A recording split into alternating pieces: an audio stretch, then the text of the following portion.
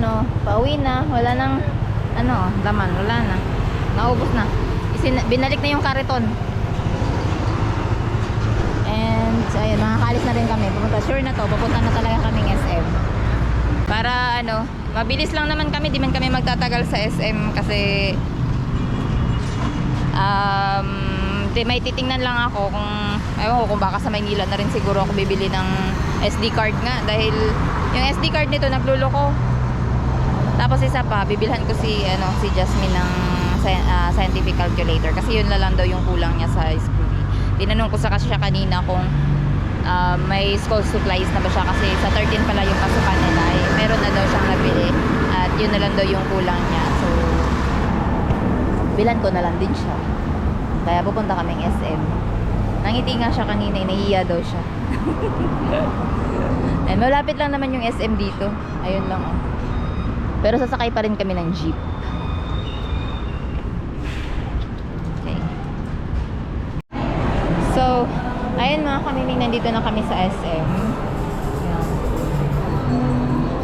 Kasama ko pa rin si Jasmine. So, hahanapin lang namin yung National Bookstore or CDR King siguro. Kasi, andun yung ano eh.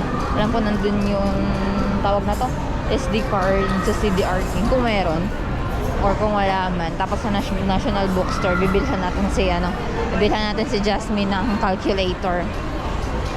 Para hindi na siya, hindi na siya problema sa calculator na kulang niya para sa school. Dito po tayo sa National Bookstore.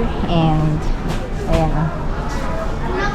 Ayan kanila mga scientific calculator. Pipili ka na lang ng gusto mo. Nahihiya daw siya.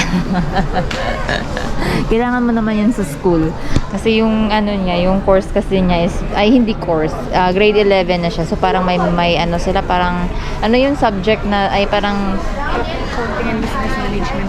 oo na, ABM daw. Basta business management. Parang mayroon silang center of, focus on study ba? Kasi di ba college na dapat yan. So dahil may grade 8 to 12. So grade 11 siya. So kailangan malaking bagay sa kanyang scientific calculator. Yan lang muna yung afford natin ngayon. So yan lang muna yung bibilihin natin. Bibili ka na lang ng anong gusto mo. Pero kailangan natin mag-ask ng assistance. Kasi nga hindi naman pwedeng kami magbukas niyan dahil nakasarado yan.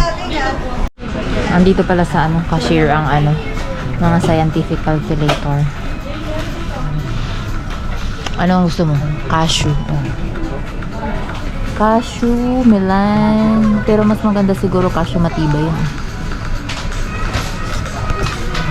Pili ka. Magkano ba yan? Pero muna ko na siya.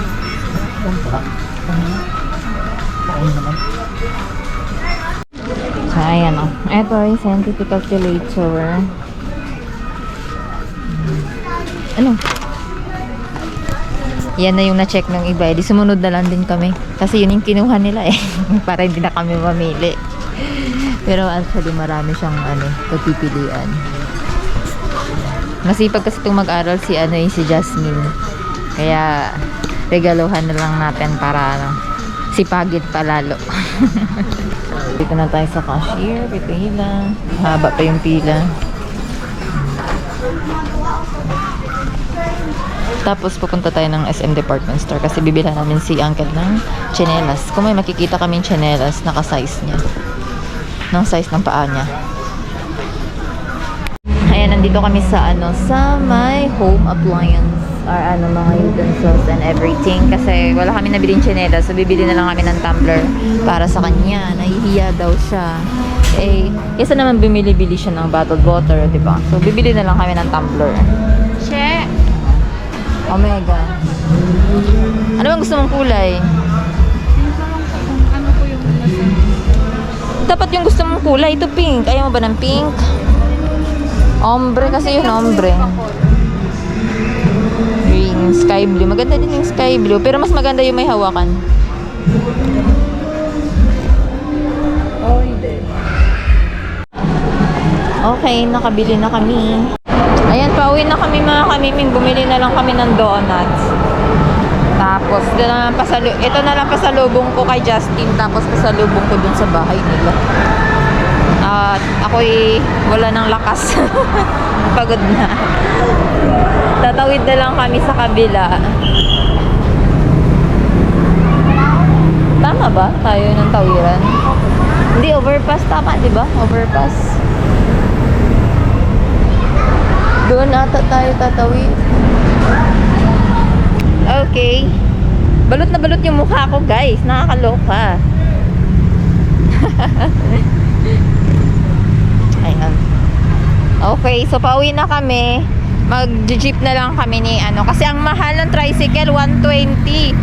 Samantalang sa jeep, 26 lang kaming dalawa. O, di magtiyaga na lang kaming maglakad papunta. Tsaka na lang tayo maglakad papunta dun sa may overpass. Tatawid na lang kami. Okay lang naman. Kanina naglakad-lakad na nga lang kami eh. Balot na balot yung mukha ko, no? Ako'y napapagod na, ha? Pagdating doon kila dito, magla-live ko and then uuwi na ako. Papahinga lang ng saglit, tapos uuwi na. Tapos mag-edit sa bahay and papahinga ako ng bukas. Wala na akong pahinga.